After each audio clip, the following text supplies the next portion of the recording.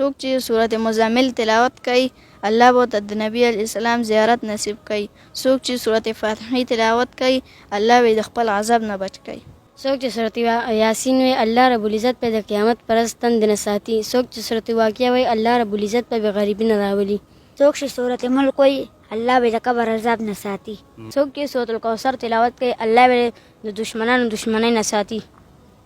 څوک چې سورت کوثر تلاوت کوي الله به د دشمنانو دشمنۍ نه ساتي.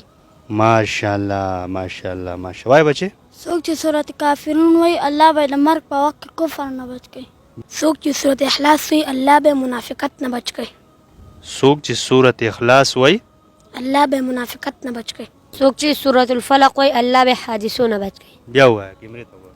څوک چې سورت الفلق وي الله به حادثو نه بچ کوي. څوک چې سورت الناس وي الله به د وسوسو نه ساتي.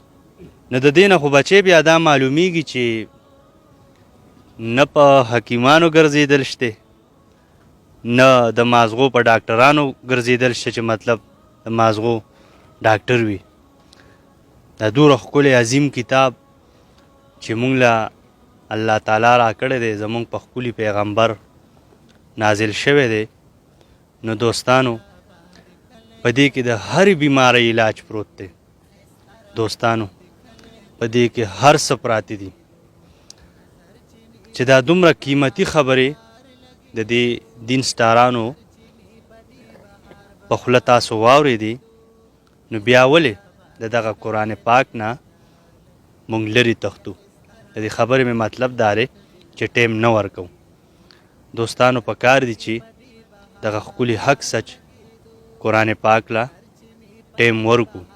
بیا چې کومو کاریانو صاحبانو یاد کړی دی چې دی له د زړه مینه ورکو بیا چې کم د دغه قرآن پاک چا ترجمه کړې ده علما دي چې دی سره بیا نه رانږدې شو چې دغه رڼا په مونږ کې هم راشي.